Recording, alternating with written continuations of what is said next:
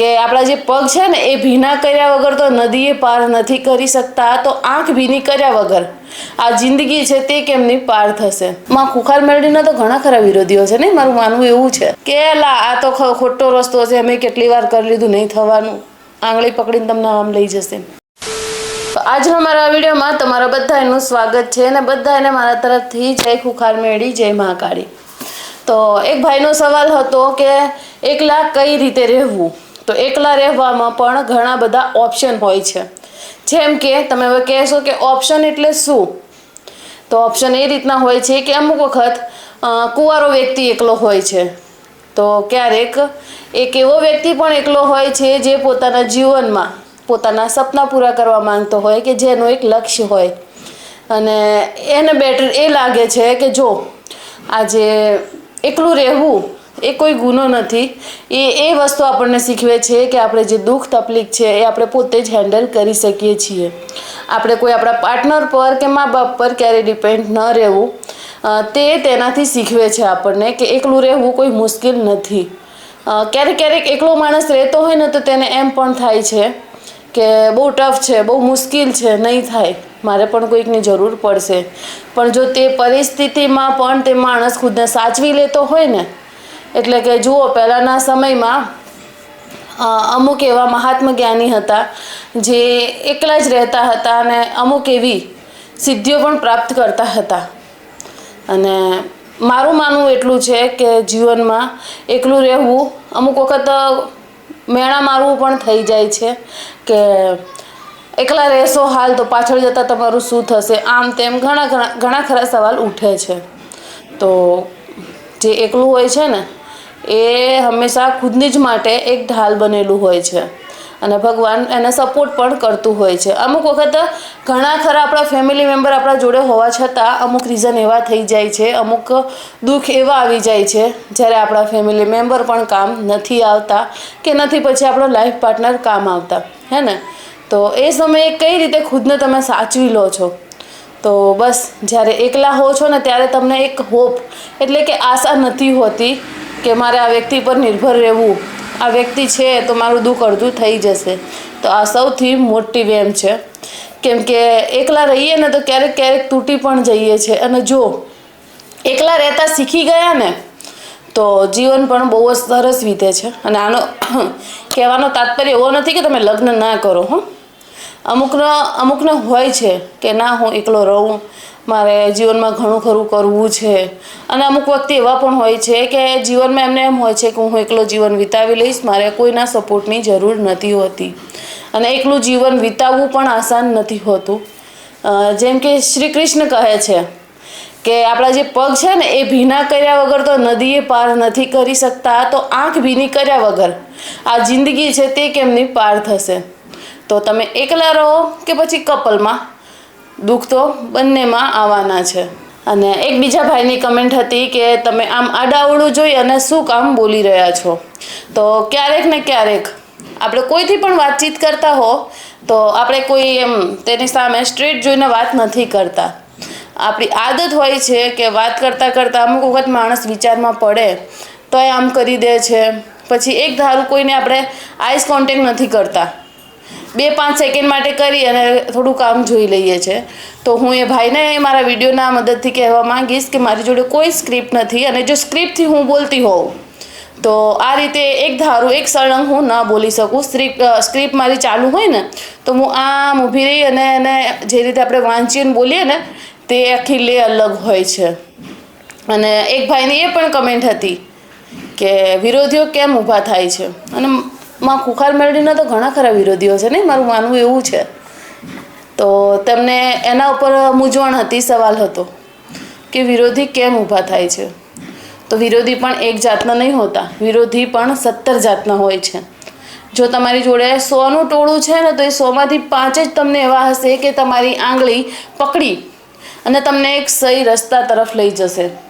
પણ જે 95% હશે ને એ તો આપણને એવી જગ્યાએ લઈ જશે જે આપણે જવા નહીં માંગતા હોય. જો જતા રહ્યા તો ત્યાં ગયા પછી શું હાલ થાય એ ખુદ જ આપણે મહેસૂસ કરી શકીએ છીએ, અને ત્યાંથી ફરી પાછા પણ નહીં આવી શકતા.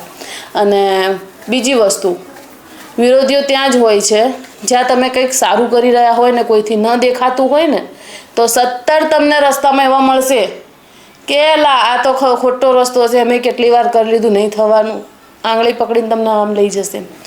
એટલે વિરોધીઓ તો કેટલી બધી જાતના હોય છે. હવે માનો કે તમારે કોઈ 5 રૂપિયા તમે કમાઈ રહ્યા છો પણ કોઈથી હજમ નથી થતું તો તેનો પણ વિરોધ થાય છે. તમારું બૈરું સુંદર હશે તો પણ કોઈકને જલેસી થવાની છે, તો તે પણ એક રીતનો વિરોધ. કેમ કે કંઈક ને કંઈક વાદે તમારી જોડે ઝઘડવા ચાલ્યા આવશે, એને એક જાતનો એ પણ વિરોધ કહેવાય છે. તો શોર્ટમાં કહેવા એટલું માંગીશ કે જ્યાં સારું હોય ને ત્યાં તમને ભીડ ખૂબ જ ઓછી દેખાશે, પણ ખરાબની ભીડ જોઈ લો, લોકો ખભેથી ખભે હાથ મૂકી અને તમને ચાલતા નજર આવશે તો બસ મારી માં ખુખાર મેળી એક છે, પણ તેમની પાછળ લાખો છે અને લાખોની જિંદગી પણ બહુ જ સરસ છે. કેમ કે એક એવા માર્ગદર્શન આપણને આપી રહ્યા છે, આપણા જીવનનો એક એવો મેપ છે. આજે ગૂગલ મેપ પણ તમે જોઈ લો. વચ્ચે તમે ન્યૂઝ સાંભળી હશે કે 2-4 છોકરાઓ જઈ રહ્યા હતા, તે ગૂગલ મેપના સહારે જઈ રહ્યા હતા. એ તો સારું થયું કે તેમની સ્પીડ વધારે નહોતી, એમને એમ કહેવામાં આવ્યું વચ્ચે ખાઈ આવી ગઈ, અહીંથી જાઓ કે તમે સીધા પહોંચી જશો. અને એક બીજો કિસ્સો સામે આવ્યો હતો કે નદી છે, નદીમાંથી જાઓ તો તમે સીધા જલ્દી પહોંચી જશો. તો આજે જે ઘણી એવી ટેકનોલોજી આપણાથી મતલબ આગળ છે, આપણે એના ભરોસે આપણે ચાલી રહ્યા છીએ, બરાબર. પણ એક ખુખાર મેળી એક એવી ટેકનોલોજી છે ને કે તેના ભરોસે ચાલશો ને, આંખ બંધ કરીને થોડા ઘણું જો તમે એમની ઉપર વિશ્વાસ કરી લેશો અને ચાલશો ને તો ક્યારેય તમને ગલત દિશામાં તો નહીં જ લઈ જાય, એટલી ખાતરી આપું છું. અને બીજી કોઈને કાંઈ મૂંઝવણ હોય, કંઈ પૂછવા માંગતા હો તો જરૂરથી કમેન્ટમાં બતાવજો. અને આજના વિડીયોમાં બસ આજે બોલી છું તેના ઉપર એક સરસ એવી વાત કહેવા માંગીશ કે સુખ મેં મિલે 100 दुख में मिले ना एक, सुख में मिले 100 दुख में मिले ना एक, साथ कष्ट में जो रहे साथी वो सबसे बड़ा नेक.